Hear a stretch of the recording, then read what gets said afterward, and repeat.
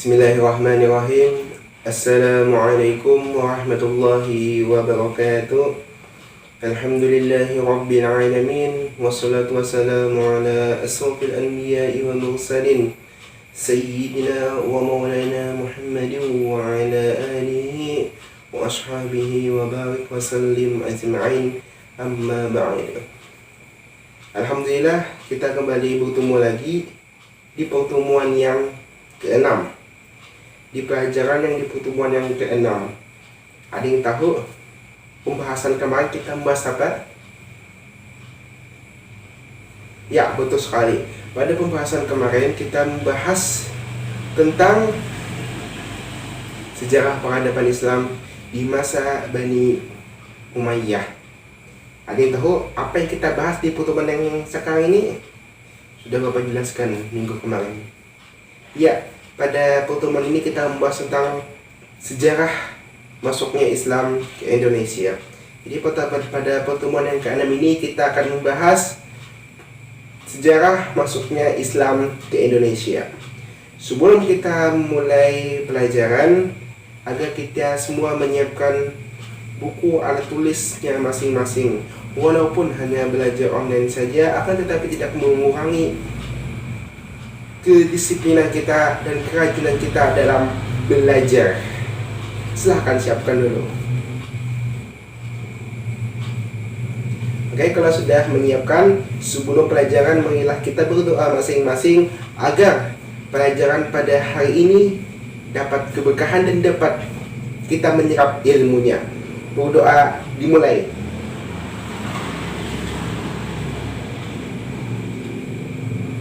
Oke, berdoa selesai.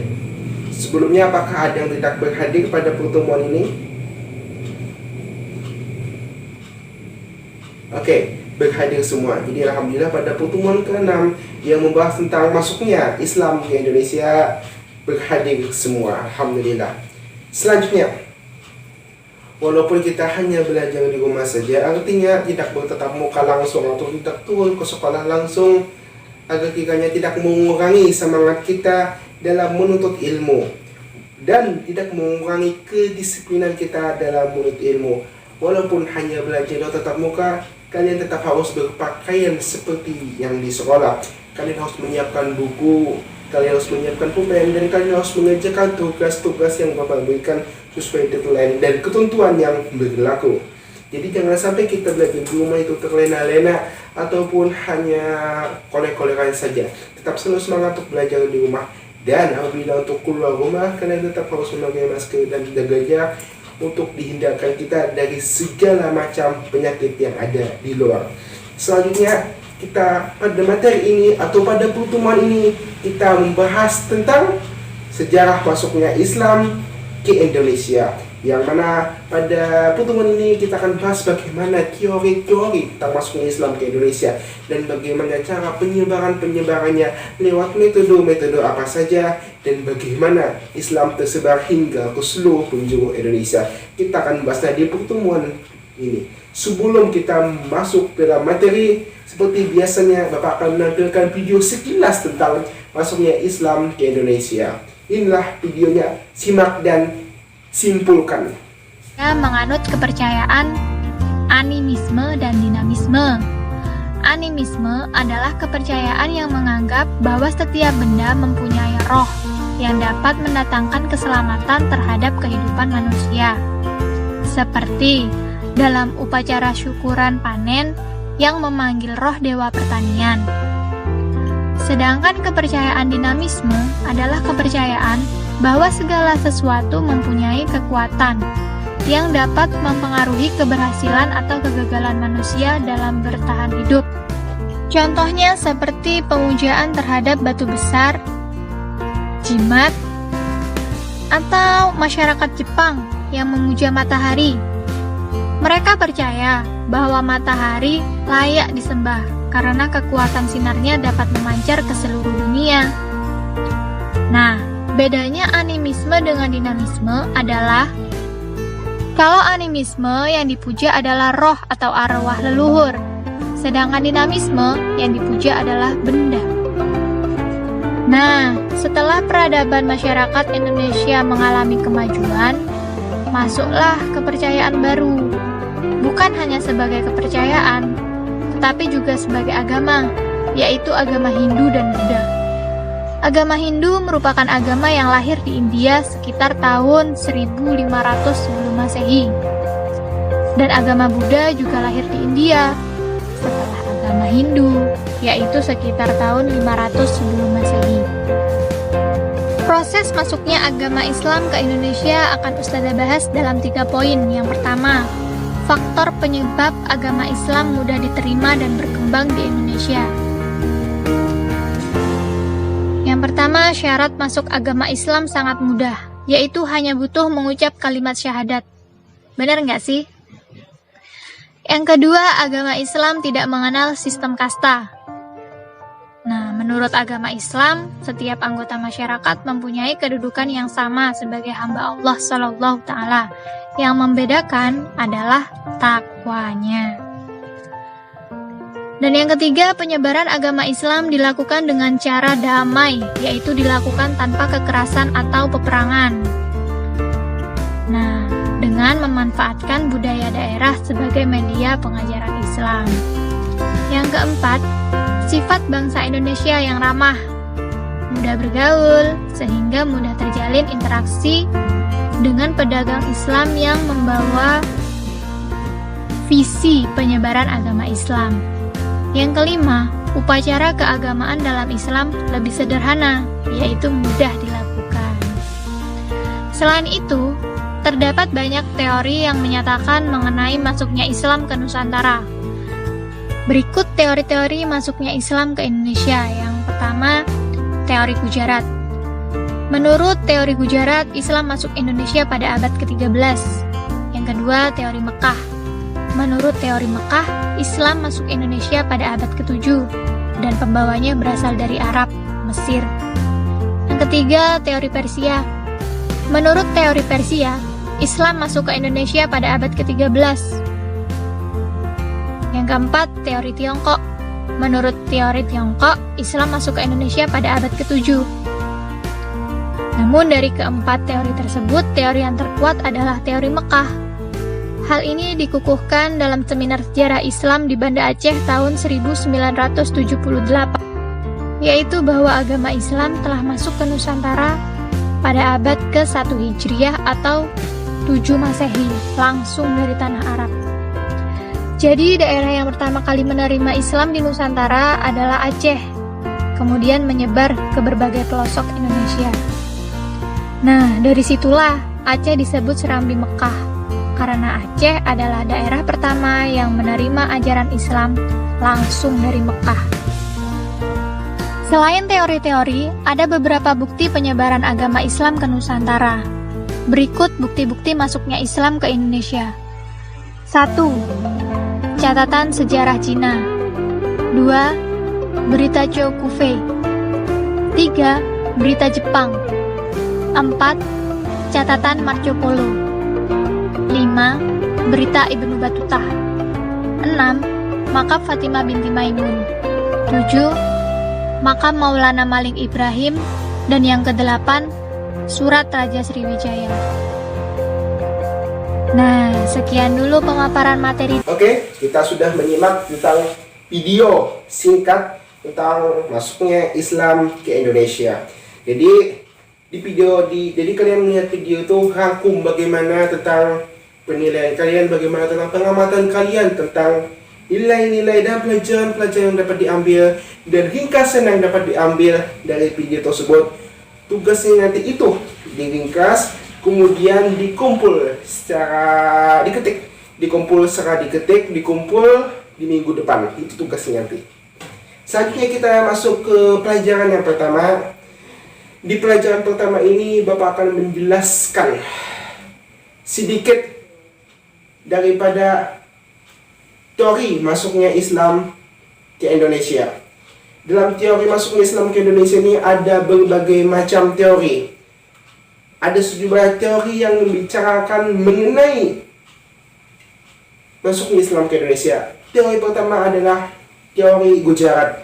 Teori ini dikemukakan oleh sarjana-sarjana dari Belanda, antara lain Slot dan Mokyote.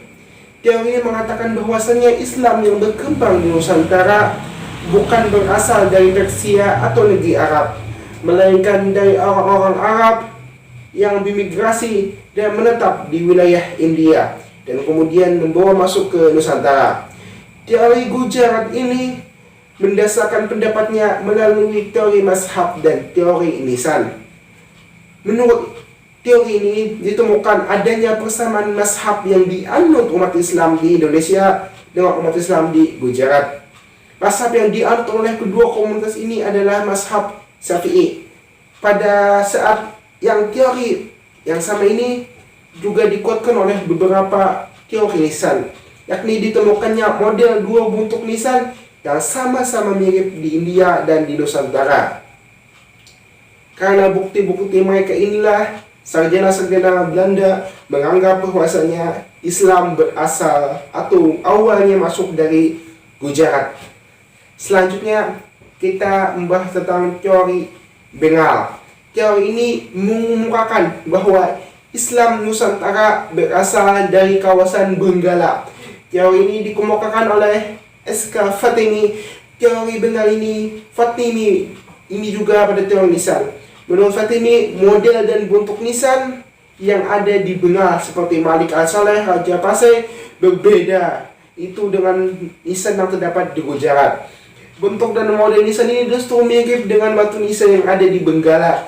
Oleh karena itu, menurut Fatimi, pastilah Islam juga berasal dari Benggala. Namun demikian, teori nisan dari Fatimi ini menjadi lemah dan diajukannya teori mazhab. Dengan diajukannya teori mazhab, ikuti teori mazhab terdapat juga perbedaan mazhab dari masyarakat Benggala dan masyarakat Nusantara. Selanjutnya kita akan membahas mengenai teori Arab. Menurut Thomas W. Arnold dan Malabar, makam satu-satunya tempat asal Islam mereka dominan adalah perdagangan dari barat timur tengah. Sejak awal Hijriah ke-7 atau ke-8 Masehi. Hal ini pada sumber-sumber Cina mengatakan bahwa menjelang akhir abad ke-7, seorang pedagang Arab menjadi pemimpin sebuah pemukiman Arab Muslim di pesisir pantai pada barat Sumatera. Ada lagi teori Persia. Teori mendasarkan pada teori mazhab. Ditemukannya adalah adanya peninggalan-peninggalan mazhab keagamaan di bagian Sumatera dan bagian Jawa yang bercorakkan Syiah. Juga api adanya ulama fikih yang dekat dengan sultan yang memiliki keturunan dari Persia, seorang berasal dari Sirat dan seorang lagi yang berasal dari Lifatham. Selanjutnya ada teori lagi yang mengatakan Islam masuk dari Mesir. Teori ini dikemukakan oleh Kaiser yang juga mendasarkan pada teori mazhab dengan mengatakan bahwa ada persamaan mazhab yang dianut oleh penduduk Mesir Nusantara, yakni mazhab Syafi'i. Teori Arab Mesir ini dikuatkan oleh Neam dan De Hollander, tetapi penemu-penemu ini membuat terefleksi bahwasannya Mesir bukan berasal atau bukan sumber masuknya Islam dari Nusantara, melainkan dari Hadramaut. Sementara itu, dalam seminar yang diselenggarakan pada tahun 1969 dan 1978 tentang kedatangan Islam di Nusantara, disimpulkan Islam langsung datang di Arabia, bukan dari India, bukan dari Mesir, dan bukan dari Persia. Itulah adalah beberapa teori tentang masuknya Islam ke Indonesia. Ada yang dari India, ada dari Benggala, ada yang dari Mesir, dan juga ada yang dari Arab. Apakah ada pertanyaan mengenai penjelasan masuknya teori Islam di Indonesia ini?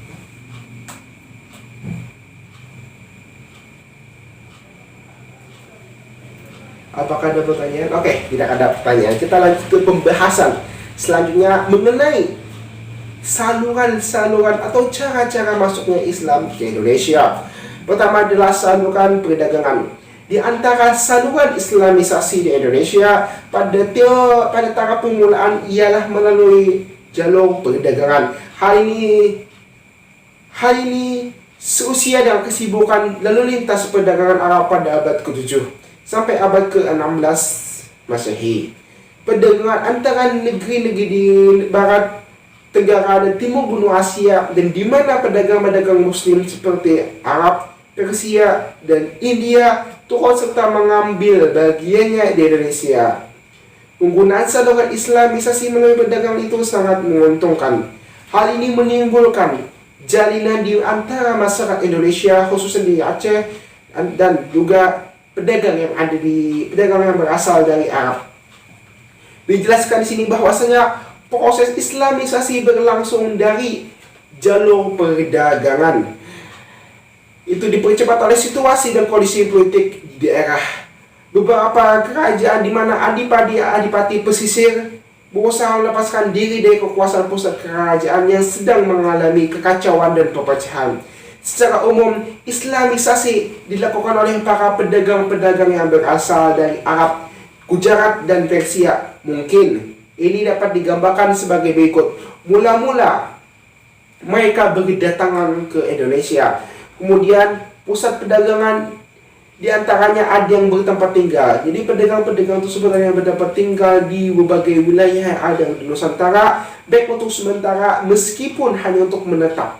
Lambat laun tempat tinggal mereka berkembang menjadi perkampungan-perkampungan yang dari golongan Muslim. Dan inilah mereka membangun tradisi-tradisi Muslim di kampung tersebut hingga menyebarkan Islam di kampung tersebut. Akhirnya itulah yang ditetapkan oleh para ilmuwan tentang bahwasanya perdagangan merupakan jalur masuknya Islam ke Indonesia. Selanjutnya ada saluran perkawinan atau cara masuknya Islam ke Indonesia melalui perkawinan. Perkawinan merupakan salah satu saluran Islamisasi yang memudahkan, karena ikatan perkawinan merupakan ikatan lahir batin, tempat mencari kedamaian di antara dua individu. Kedua individu itu suami istri membentuk keluarga yang justru menjadi inti dari masyarakat. Dalam hal ini berarti membentuk masyarakat yang Muslim. Saluran Islamisasi melalui perkawinan yakni antara pedagang dari Arab dan penduduk dari Indonesia ini yang merupakan bagian yang erat berjalinan dengan Islamisasi. Jalinan baik ini kadang diteruskan dengan perkawinan antara putri kaum pribumi dengan para pedagang Islam. Melalui perkawinan itulah terlahir seorang Muslim. Dari sudut ekonomi, para pedagang Muslim memiliki status sosial yang lebih baik dari para pribumi yang ada di Indonesia, sehingga penduduk bumi terutama para putri-putrinya serta bangsa-bangsanya tertarik untuk menjadi istri dari saudara-saudara bangsa Arab. Sebelum kawin, mereka dimasukkan ke agama Islam terlebih dahulu. Setelah itulah mereka mempunyai keturunan, mereka makin luas. Akhirnya timbul kampung-kampung, daerah ke daerah, kerajaan-kerajaan yang beragama Islam. Apakah ada pertanyaan dari penjelasan ini? Oke, tidak ada pertanyaan. Sebelum kita masuk ke pembahasan selanjutnya, Bapak akan menampilkan peta-peta tentang masuknya Islam ke berbagai wilayah Indonesia. Oke, ini adalah peta dari bagaimana penyebaran Islam yang ada di Indonesia. Pengaruh Islam yang masuk, kita lihat nih dari petanya di sini. Oke, peta. Pengaruh Islam yang masuk sejak awal abad ke-7 Masehi telah membawa banyak perubahan besar bagi kehidupan nenek moyang yang ada di Indonesia di masa silam. Dalam perjalanannya hingga dapat menyebar ke seluruh antara Nusantara, terdapat jalur-jalur antara jalur perdagangan dan jalur pelayanan yang dilalui oleh para pedagang Muslim, baik dari Gujarat, Persia, dan dari bangsa Arab. Jalur-jalur penyebaran Islam tersebut dapat dilihat dari gambar peta tersebut. Pertama, Islam masuk ke Aceh Utara dan Malaka. Islam memang mulai dari pesisir Aceh atau dari penghujung barat Indonesia, atau tepatnya di wilayah Kerajaan Samudra Pasai sejak abad ke-7 Masehi. Akan tetapi pengaruhnya baru mulai dirasakan cukup berat setelah tahun 1285 Masehi. Setelah Samudra Pasai menjadi pusat perdagangan di wilayah semenanjung Asia Tenggara. Saat itu Samudra Pasai bahkan telah menjadi sebuah kerajaan besar yang bercorak Islam yang cukup menjadi pimpinan dari kesultanan-kesultanan lainnya. Selain Samudra Pasai, pelabuhan Melaka juga menjadi pelabuhan pusat perdagangan di Asia Tenggara. Ini dikunjungi oleh para pedagang-pedagang Muslim. Selanjutnya, Islam setelah dari Samudra Pasai mulai menebar ke Jawa, Sumatera, dan Kalimantan Barat. Dari Samudra Pasai dan Melaka, Islam kemudian menyebar ke berbagai wilayah yang ada di Nusantara melalui jalur pelayaran dan jalur perdagangan di masa silam. Sesuai dengan penyebaran Islam di Indonesia di atas, di daerah-daerah seperti pesisir utara, pantai timur, Sumatera, dan Kalimantan di bagian barat mulai dipengaruhi oleh Islam sejak abad ke-7 Masehi. Bersama dengan memudarnya kekuasaan besar dari Kerajaan Majapahit dan Kerajaan Sriwijaya yang berkuasa di Nusantara pada masa itu. Di Jawa, kota-kota pelabuhan seperti kota Gresik, Tuban, Surabaya, Jepara, Demak, Banten, dan Cirebon berubah menjadi pusat-pusat pengembangan dan pusat-pusat penyebaran dakwah Islam. Beberapa di antaranya muncul kerajaan-kerajaan Islam yang bercorak Islam. Selanjutnya, Islam mulai menyebar ke pesisir barat Sumatera. Pasukannya Melaka ke tangan Portugis pada tahun 1511 Masehi. Para pedagang yang awalnya selalu singgah di Melaka sebelum menuju ke Jawa lewat jalur pantai timur Sumatera, lalu mengalihkan jalur-jalurnya lewat jalur pantai barat Sumatera, menyeberang dari Selat Sunda sebelum akhirnya sampai di pesisir utara Jawa. Pada masa itu, lentera Kota Padang dan Bengkulu mulai menerima pengaruh dari agama Islam, terutama dari pedagang Muslim Persia. Selanjutnya, dari Jawa ke Kalimantan Selatan, Sulawesi, dan Maluku, pengaruh Islam di pesisir utara mulai mengalami kemajuan yang sangat pesat.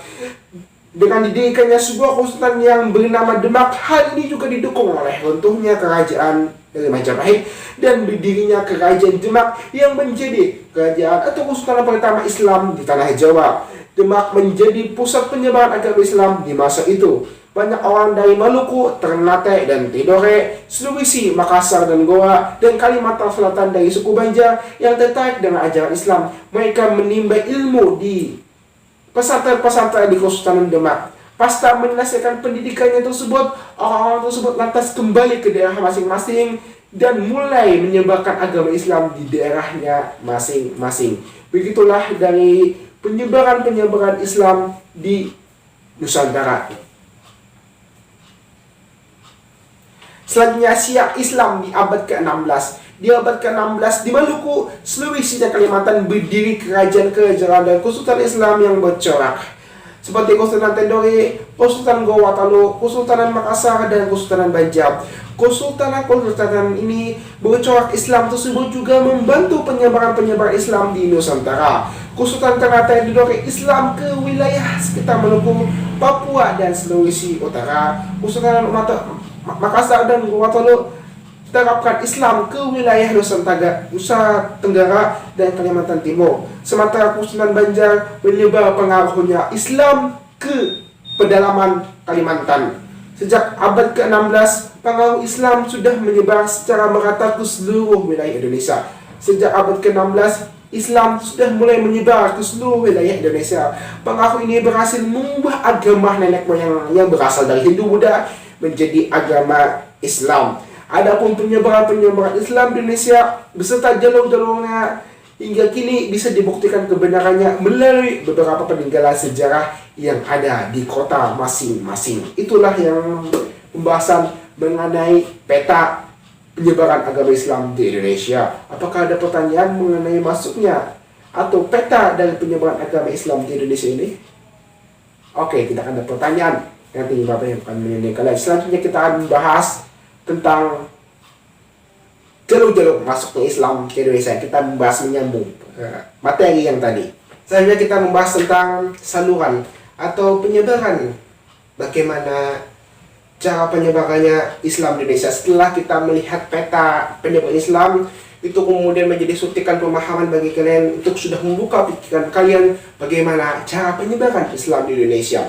Kita kembali lagi kepada materi sebelumnya yang membahas tentang cara penyebaran Islam di Indonesia. Ada cara perdagangan dan acara perkawinan, dan juga di sini kita akan membahas apa tuh yang menjadi jalur masuk Islam ke Indonesia. Ada jalur tasawuf. Tasawuf merupakan salah satu saluran yang penting yang dalam proses Islamisasi di Indonesia. Tasawuf termasuk kategori yang berfungsi dalam membentuk kehidupan sosial bangsa Indonesia yang meninggalkan bukti-bukti yang jelas pada tulisan-tulisan antara abad ke-13 dan abad ke-18. Hal itu berkaitan langsung dengan penyebaran Islam di Indonesia. Dalam hal ini, para ahli tasawuf hidup dalam kesederhanaan. Mereka selalu berusaha menghayati kehidupan masyarakatnya dan hidup bersama di tengah-tengah masyarakat. Para ahli tasawuf biasanya memiliki keahlian yang khusus dalam penyembuhan penyakit dan lain-lain. Jalur tasawuf yaitu proses Islamisasi juga mengadakan teosofi dengan mengakomodir nilai-nilai budaya bahkan ajaran agama yang ada di agama Hindu ke dalam ajaran agama Islam, dengan tentu saja terlebih dahulu dikondisikan dengan nilai-nilai ajaran dari agama Islam sehingga mudah diterima dan mudah dipahami oleh masyarakat Nusantara pada saat itu.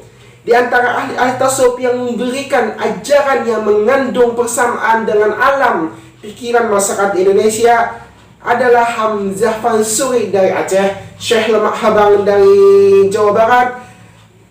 Ajaran mistik seperti ini mulai berkembang di abad ke-19. Selanjutnya adalah saluran pendidikan. Para ulama, guru-guru agama, raja juga besar dalam proses Islamisasi. Mereka bunga agama Islam melalui pendidikan. Dengan pondok-pondok pesantren, mereka juga tempat untuk menuntut ilmu agama. Mereka setelah belajar ilmu agama dan berbagai kitab, setelah keluar dari suatu pesantren, mereka kembali ke kampung halaman masing-masing untuk menyebarkan agama Islam dan menjadi tokoh keagamaan di Islam di daerah tersebut. Itulah penjelasan mengenai saluran-saluran atau cara-cara penyebaran masuknya Islam ke Indonesia. Apakah ada pertanyaan mengenai masalah ini? Oke, tidak ada pertanyaan. Sekarang Bapak membagi kalian dalam beberapa kelompok. Satu kelompok diisi oleh 5 orang dan kalian masuk ke room Zoom yang sudah Bapak berikan atau sudah Bapak atur di Zoom, dan kalian tinggal mengklik saja lagi untuk masuk ke room Zoom tersebut. Jadi dalam satu kelompok atau dalam satu room berisi dari 5 orang, jadi berjumlah 10 kelompok. Kita strategi pembelajarannya seperti kemarin, yaitu cerdas cermat. Pada strategi pembelajaran ini, Bapak akan memberikan 3 pertanyaan. Siapa yang cepat dan tepat dalam menjawab pertanyaan tersebut, maka akan Bapak berikan nilai yang tinggi bagi kelompok tersebut. Jadi ada 3 pertanyaan, dan siapa yang menjawab paling cepat dan tepat di antara kelompok-kelompok itu, Bapak akan memberikan nilai tinggi di antara kalian. Pertanyaan pertama,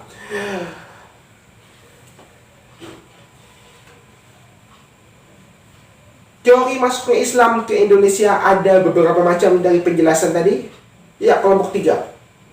Ya, betul sekali. Dari kelompok 3 menjelaskan bahwasannya teori Islam yang sudah dijelaskan tadi masuk ke Indonesia ada 4. Betul sekali. Teori Gujarat, teori Persia, teori Benggala, dan teori Arab.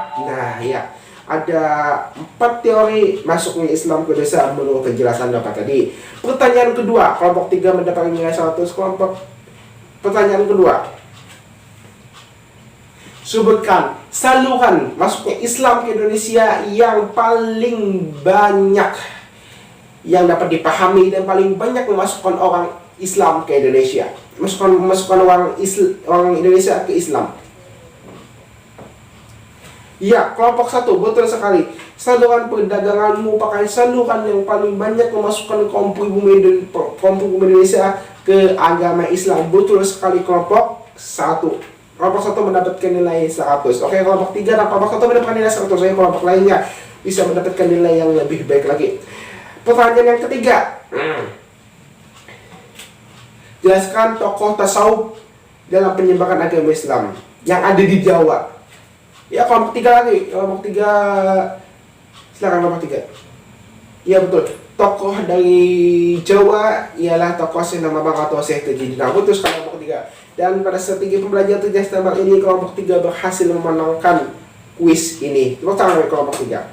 Oke, itu adalah strategi pembelajaran tugas tamat, dan Bapak sudah menjelaskan materi-materinya kepada kalian mengenai proses masuknya Islam ke Indonesia, dan Bapak juga sudah menampilkan peta-peta penyebaran agama Islam di Indonesia dan cara penyebarannya. Itulah yang dapat Bapak sampaikan dalam pertemuan ini. Semoga pada pertemuan ini dapat menambah wawasan dan ilmu kalian dalam rangka sejarah Islam yang ada di Indonesia. Selanjutnya, Bapak sudah memberikan tugas di pertama tadi. Ketikan kesimpulan yang dapat kalian peroleh dari video yang Bapak tampilkan di awal pelajaran tadi. Kesimpulannya minimal 1 halaman dengan tulisan teksnya roman dengan font 12 gitu. Dikirim PDF untuk Bapak ke email Bapak. Setelah dikumpul deadline di minggu depan. Semangat dalam mengerjakan tugas. Jadi kesimpulan pada hari ini, ayo, ada yang berani menyimpulkan? Oke, tidak ada yang berani. Jadi kesimpulan pada hari ini, Islam masuk ke Indonesia ada beberapa teori yang dikemukakan oleh ilmuwan dan para ahli. Pertama ada teori Gujarat, yang kedua ada teori Persia, yang ketiga ada teori Benggala, dan keempat ada teori dari Arab. Islam masuk ke Indonesia ada berbagai macam caranya. Ada pertama adalah cara dari perdagangan, yang kedua adalah cara dari perkawinan, yang ketiga adalah cara dari ilmu tasawuf, dan yang keempat adalah cara dari pendidikan atau penyebaran Islam melalui jalan pendidikan atau pondok-pondok pesantren. Dan juga Bapak sudah menetapkan peta-peta tadi, dan insya Allah kalian akan paham mengenai proses dan cara-cara serta alur-alur penyebaran Islam di Indonesia. Semoga kalian dapat memahami pelajaran ini dan semangat dalam mengajarkan tugasnya, dan semangat kalian dalam belajar walaupun hanya di rumah saja. Dan jangan kurangi kerajinan kalian, dan jangan kurangi semangat kalian, dan kurangi etos belajar kalian dalam ilmu. Terus gali ilmu di berbagai sumber yang tetap selalu semangat dalam belajar, dan tetap selalu jaga kesehatan kalian semua. Insya Allah ini adalah pertemuan terakhir bagi kita semua, dan kita akan bertemu lagi di semester yang akan datang di pelajaran yang berbeda. Itulah yang dapat Bapak sampaikan di pertemuan terakhir ini, di pertemuan ke-6 di dalam tema proses pendidikan, proses masuknya Islam ke Indonesia. Bapak tunggu tugas kalian, dan Bapak mohon maaf apabila ada kesalahan dalam mengajari kalian di semester ini dalam pendidikan, dalam mata pelajaran sejarah pendidikan Islam di kelas 7. Itulah yang dapat Bapak sampaikan. Mohon maaf apabila ada penyampaian. Sampai berjumpa lagi di semester yang akan datang. Assalamualaikum warahmatullahi wabarakatuh. Selamat semangat belajar, bergerak.